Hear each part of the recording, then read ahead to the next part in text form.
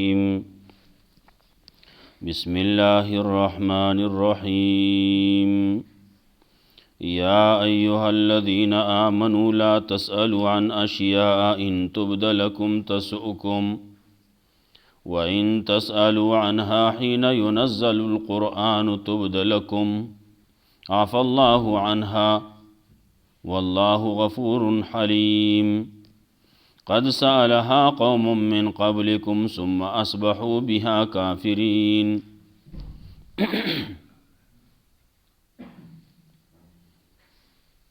مخیاتونو کې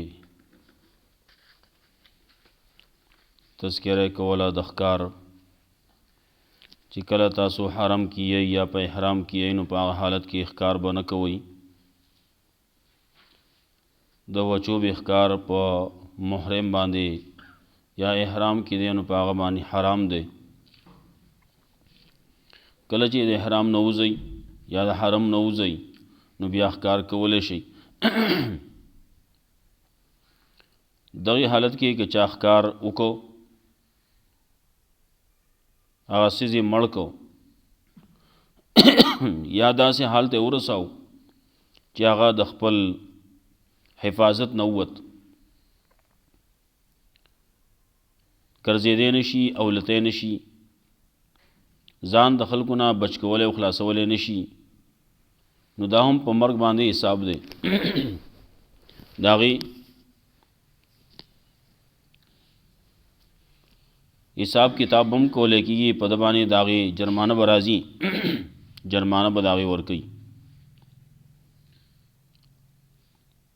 دا جرمانه چې کوم ورکولی کېږي نو دا به د حرم په حدودو کې غریبانانو له ورکولی کېږي لکه څنګه چې دم دی نو دم هم په حرم په حدودو کې به ورکولی کېږي دا بعضې احکامات داسې چې هغه الله رب العزت په دې خلکو باندې لازم کړي نو دې کې دا دې څوک نه وایي چې دا د کم ځای نه دا حکم راغی د دې علت څه دی د وجه څه ده دا د الله رب العزت حکم دی بس دا منل غواړي اگر چې حکمتونه خلک ذکر کوي دا د حرم عزت ته د هغې خیال ساتل دي دارنګې کم نور څیزونه چې دي چې هغه شعائر الله دي د هغې خیال به ساتئ عزت به ساتئ د دریاب د ښکار په باره کې اجازت و چې دا تاسو کولی شئ بیا د کعبې د بیت الله د هغې تذکره وه میاشتې د حرمت د قربانو څاروو د هغې دم د څاروو دم شکر وغیرہ کم چې روان کړی شوي دي حرم ته نو د هغې خیال ساتل تاسو باندې لازم دي بیا تذکره د دې وه چې پاک او ناپاک خبیث او طیب شرک او توحید سنت او بدعت وغیرہ دا نشي برابر کېدی اگر چې خلک ډېر به په یو طرف باندې په نارواو کې باختی نو ډېروالي باندې هغه شی جایز کېږي نه که دغسې وی رسول الله صلی الله علیه وسلم چې په کم دور کې راغلو هر طرف ته تورې تیرې وي هر طرف ته کفر و هر طرف ته شرک و رسول الله صلی الله علیه وسلم یوازې تنې تنها دا خبره شروع کړه خلق ورسره اول کې یو څو کسان ملګري شي دي او بیا وروستو خلکو ته چې پته لګېدله د حقانیت د دین ناغي راغلی او ایمان یې راوړلی ملګري شي دي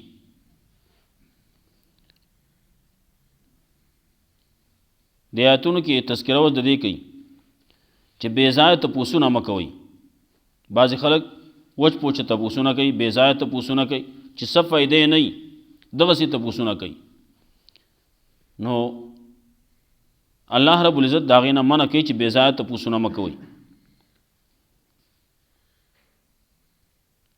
کېدای شي د بعضې تپوسونه ستاسو که د الله د طرف نه تاسو ته ښکاره کړی شي نو بیا به تاسو بد ګڼئ، تاسو به خفه شئ.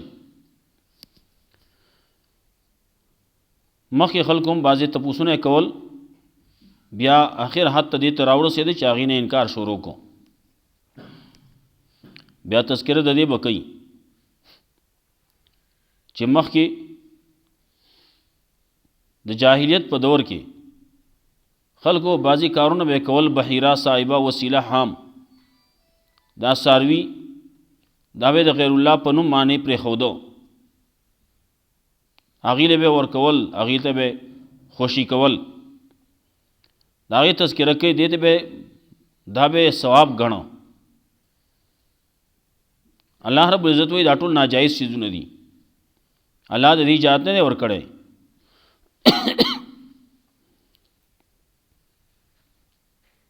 دې خلکو ته چې وایي هلکه راشئ تاسو دا څه کوئ، د دې څه دلیل موږ ته پیش کړئ. دلیل د سره شته وایي نه موږ پلار نیکه په دې باندې موندلی، نو پلار دې خو په څه باندې پوهېده نه، په دغه باندې ځکه روانو. نو راشئ ما انزل الله ته راشئ، الی الرسول ته راشئ، الله طرف ته راشئ، د الله رسول ته راشئ، قرآن ته راشئ، سنت ته راشئ. تذکره د هغې بیا تذکره به د دې هم کوي.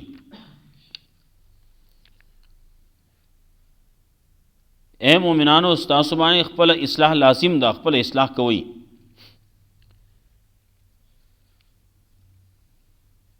کله چې یو سړی د بل په اصلاح کې لګیا دی، خپل اصلاح کوي، دارنګې بل ته وینا کوي. څه خلک داسې پکې چې هغه به ګمراه وي. نو الله وایي کله چې تاسو په هدایت یې نو خوا او شا کې د خلک د هغې ګمراهي تاسو له نقصان نشي درکولی، د هغې تذکره به کوي.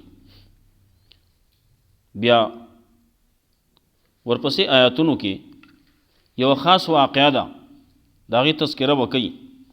آیت ورسېدو وایو به دا آیاتونه بعضې داسې قرآن کریم کې چې هغه د خاص واقعینو د هغې شان نزول د هغې بیانول بیا پکاري. شان نزول چې نه بیان کړی شی نو د هغې په مقصد باندې بیا سړی نه پوهېږي. نو بعضې ځایونه داسې شتي چې هغې شان نزول دا پکاري، لکه دا ورپسې چې کوم آیاتونه بیا راځي. یا ایها الذین آمنوا شهادة بینکم اذا حضر احدکم الموت حین الوصیة اثنان ذوی عدل منکم او آخران من غیرکم. هغه ځای کې بیا انشاءالله وبوایو خبره به وکړو. یا ایها الذین آمنوا لا تسألوا عن اشیاء ان تبد لکم تسؤکم. اے مومنانو تپوسونه مه کوئ عن اشیاء د هر شي په باره کې، د ډېرو څیزونو په باره کې تپوسونه مه کوئ. ان تبد لکم تسؤکم که تاسو ته ښکاره شي نو تاسو به خفه کي، تاسو به په هغې باندې خفه شئ، تاسو به بیا هغه بد ګڼئ. وَإِن تَسْأَلُوا عَنْهَا حِينَ يُنَزَّلُ الْقُرْآنُ، او که تاسو تپوسونه کوئ د هغې په باره کې کله چې نازلېږي قرآن، په وخت د نزول د قرآن کې کله چې پیغمبر صلی الله علیه وسلم په دنیا کې دی، دنیا په ژوند باندې رسول الله صلی الله علیه وسلم موجود دی، نو قرآن کریم نازلېږي، د قرآن کریم د نزول وخت دی، نو حکم نازل شي، خبر راشي، ستاسو د سوال جواب راشي، نو بیا بد ګڼئ، بیا بد خفه شئ. نو هر خبرې باره کې تپوس مه کوئ. عفا الله عنها، الله معافی کړلی د مخکې نه، مخکې څه شوي دي شي دي. والله غفور حلیم، الله دی بخونکی مهربان، بخونکی بردبار، الله ډېر حلم والا دی، بردبار دی، صبر کوونکی دی. قد سأل قوم من قبلکم، یقینا تپوسونه کړلي د دې غیر ضروري څیزونو باره کې یو قوم ستاسو نه مخکې. ثم اصبحوا بها کافرین، بیا شو په هغې باندې انکار کوونکي. رسول الله صلی الله علیه وسلم یو پیر ناسو تشریف فرماو. یو صحابي وی یا رسول الله زما پلار څه نوم و؟ رسول الله صلی الله علیه وسلم ورته پلان کې بل وی زما پلار څه نوم دی؟ رسول الله صلی الله علیه وسلم داغت هم ووی. په دې کې د رسول الله صلی الله علیه وسلم په مخ مبارک باندې اثر شروع شو د غصې. عمر رضی الله تعالی عنہ سو چپ شوی دا نور ته پوښتنه مکوئ. دا رسول الله صلی الله علیه وسلم بیا تذکره وکړه دا بعضې ته پوښتنه تاسو مکوئ. ولې کله کله داسې یو سړی حقیقت کې د یو زوی دی او منصوب بل ته دی. اسی حقیقی پلار یو دی او منصوب بل ته دی، مشهور په بل باندې دی، په کور کې د بل اوسیږي.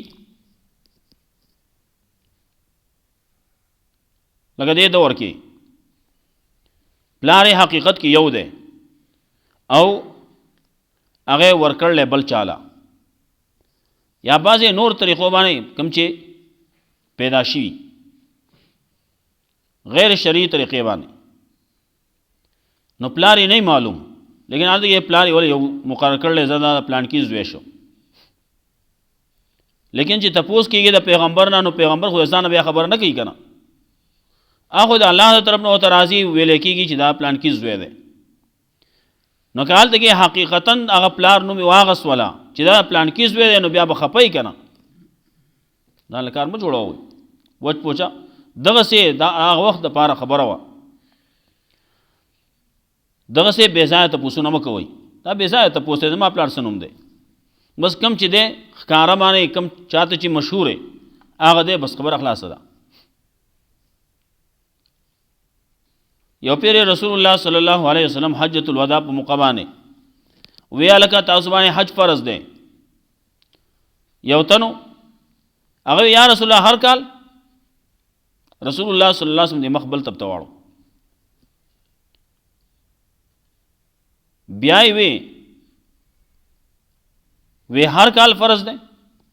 رسول الله صلی الله علیه وسلم تاسو باندې حج کول فرض دی، څوک چې طاقت لري دی ته تلو راتلو. ناسړي بیا وی یا رسول الله هر کال فرض دی. وروستو رسول الله صلی الله علیه وسلم وی کما ویلی وی چې آو بیا به دې چل کوو. خبره ورانه وکړه. وس په دې وخت کې حالات داسې دي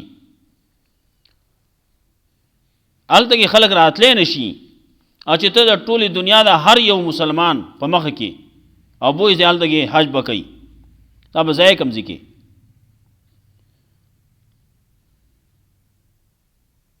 رسول الله صلی الله علیه وسلم په خپل عمر کې یو پیر حج کړلی. ولې حج فرض شوی دی، هغې نه مخکې د هغې په باس نشتی په هغې کې. کله چې رسول الله صلی الله علیه وسلم مدینې ته راغلی د هغې نه وروستو حسابېږي رسول الله صلی الله علیه وسلم عمرې څومره کړلي، نو حجونه یې څومره کړلي، نو یو حج رسول الله صلی الله علیه وسلم کړلی. کوم چې د مکی زندگی وه د نبوت نه مخکې زندگی وه هغې باس نشتی.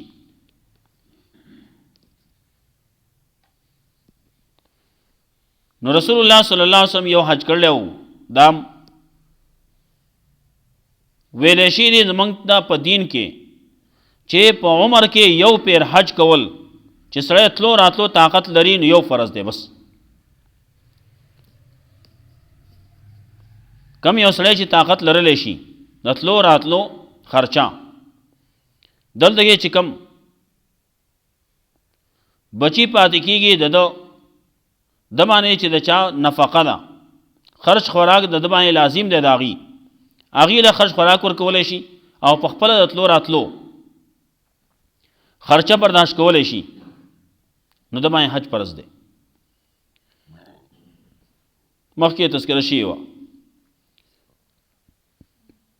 امام ابو حنیفه رحمت الله علیه وایي چې بدن هم صحیح پکار دی، نو مال هم پکار دی، ورسره دواړه پکار دي. نور څوک یوازې مال وایي، څوک یوازې بدن وایي، او دپاره بیا ګرانه ده.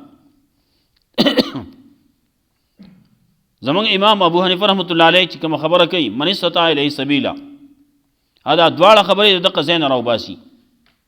قرآن کریم دغه حکم کې دا دواړه من استطاع الیه سبیلا، څوک چې طاقت لري دې ته تلو راتلو، نو بدني طاقت هم دی نو مالی هم دی.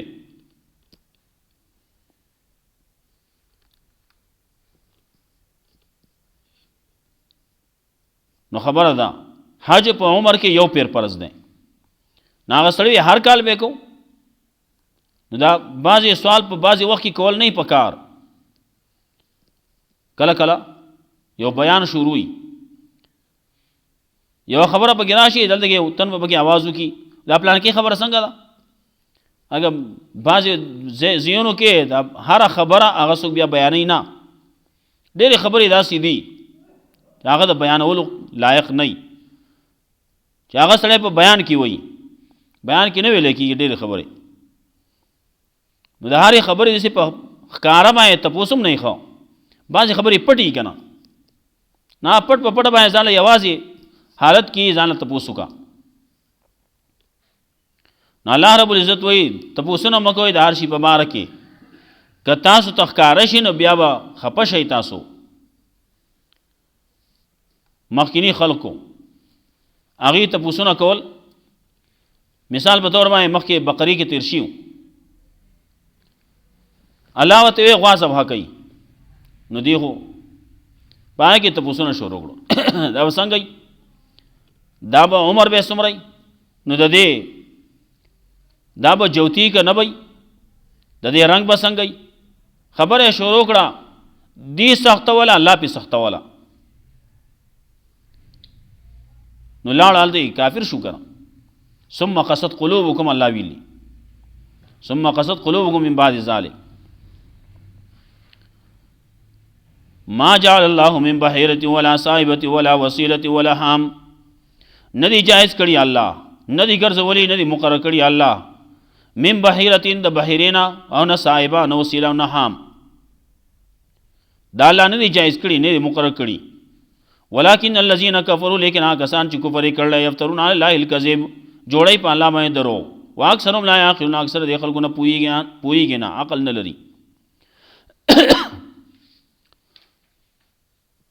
ما جعل الله من بحیرة، ندی جائز کړي الله بحیره وکسری کړی شوي، ولا صائبة، او نه آزاد پرېښودلی شوي، ولا وسیلة، او نه یو ځای کړی شوي، ولا حام، او نه بچ کړی شوي شا والا.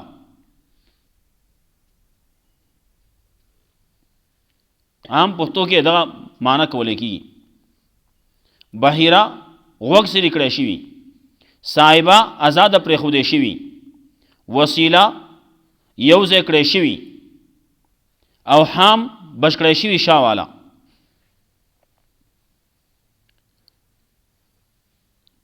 دا د عربو کې دا رواجو. یوه اوښه به وه، کله به یې داسې وکړه چې د هغې بچي پیدا شو، نو دا مور به یې وله دغسې ازاده پرېښوده، غوږ به یې وله سیرې که. کله به یې داسې کوله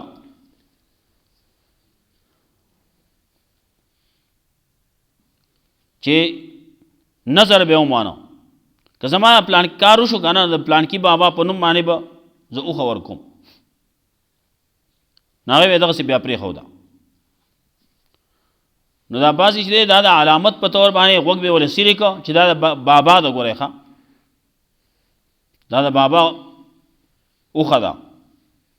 نو د هغې نه به هغه منجورانو پی به یې خواړه، سورلي وغیره څه چې کول هغوی به کول، هغوی به ځان له د هغې نه فایدې اخیستې، بل چاته نه شو اخیستی. دا ټول داسې وو. صاحب هم ازاده پرېښودی شي.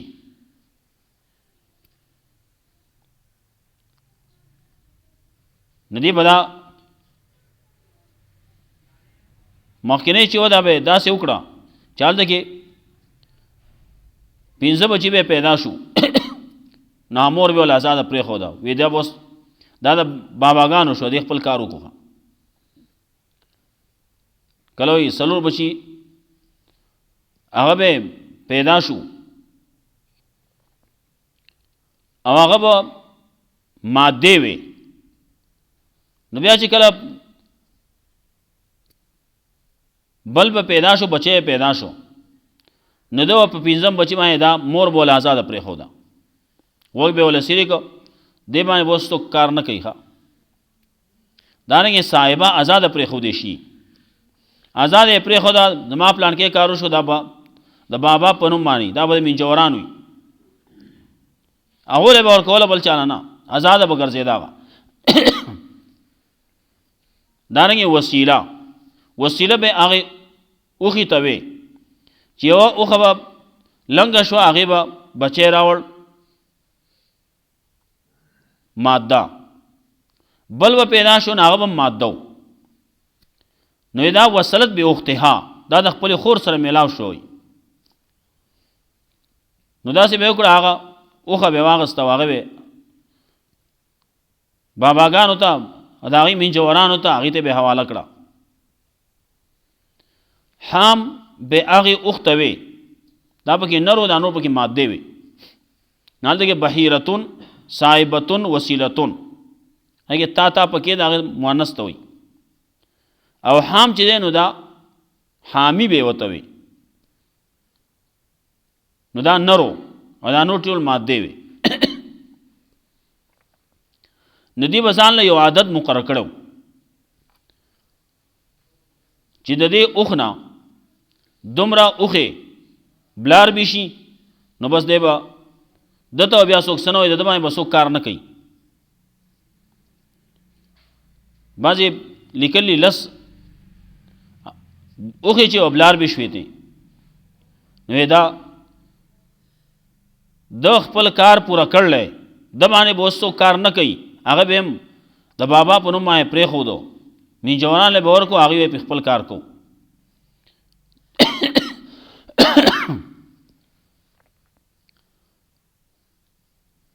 دا ناروا کارونه دا کېدو دلته کې خدا کېدو زمونږ پر خلکو کې خلکو شروع کړل نو دا د انسانانو سره کړلی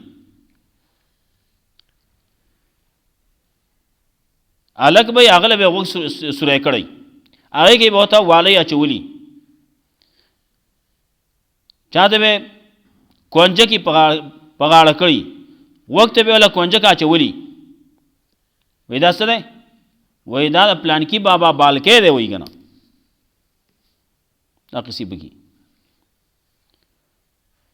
نو هغه به بابا منجوري هغه له ورکي دا به هلته کې لویږي به هلته کې کله به خیراتونه کوي کله به څه کوي کله به څه کوي او چې ګوري ورته د بعضې شکلونه دې ول جوړ کړي هم داسې چې کله وړوکی پیدا شي نو دا بعضې عجیب خلقت والا خلک دا بعضې دوی په قص باندې په زور باندې داسې کوي د وسپنې ټوپۍ یې جوړه کړي هغه ټوپۍ ورته په سر کې سړی لویږي سړی نه لویږي سړی غټ شي سړی وړوکی پاتې شي عجیبه غوندې کې سر جوړ شي شکل یې جوړ شي هغه ته بیا جیجړې به ورته په غاړه کړي او دا والی به ورته په وږ کړي عجیبه غوندې دغه به کشکول به په غاړه دا به ګرځي دا څه دی دا پلانکي بابا ملنګ دی که نه نو کله به راشي په خاص ورځو کې اختر زبرګي ده موږ له وریجې موږ پلانکي بابا ملنګان یو دا ځینې راغلي خلکو پخوا کافرو مشرکانو د څاروو سره کول دلته کې خلک انسانانو سره کوي دارنګې انسانانو کې خلک دا کوي یو سړی دی د هغه بچی پیدا کېږي مړه کېږي یا لوڼې پیدا کېږي هلکان پکې نه وي نو وایي دا یوه لور چې ده که نه دا میاګانو ته وبښئ دا یوه لور چې دا د پلانکي بابا نوسو ته وبښئ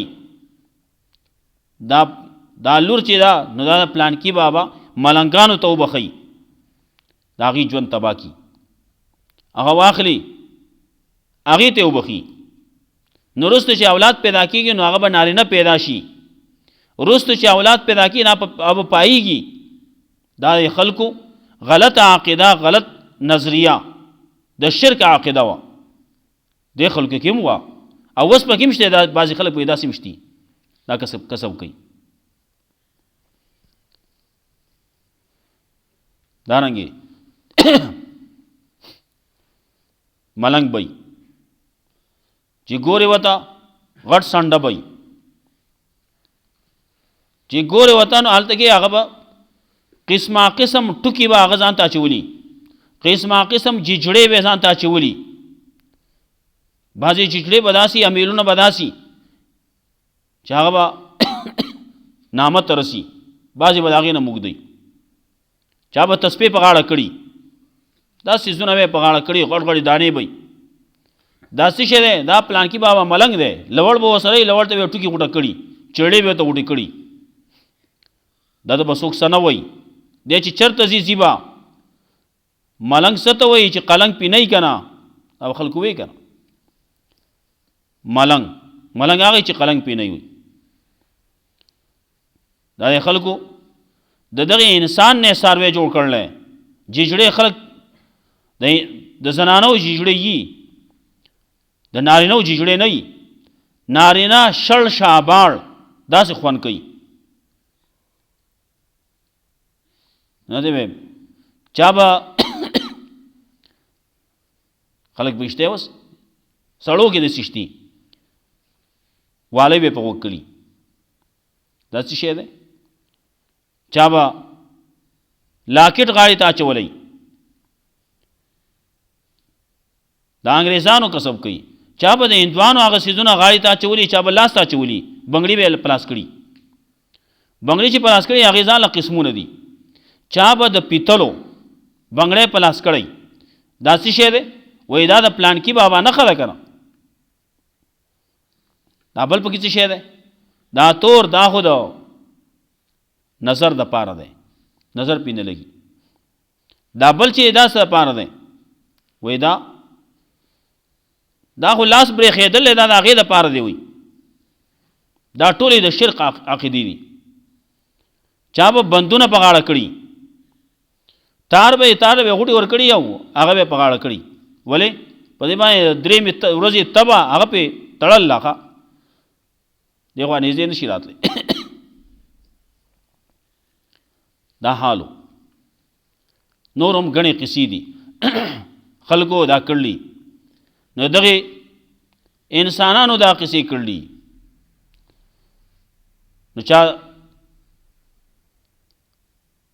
ګوتې په لاس کړلي. نو چې تپوس دی وکړې دا څه شي دپاره؟ دا کم چې دا ملنګان دي هغې ته چې ګورې دا ټول ګوتې به یې ډکه کړي. ښه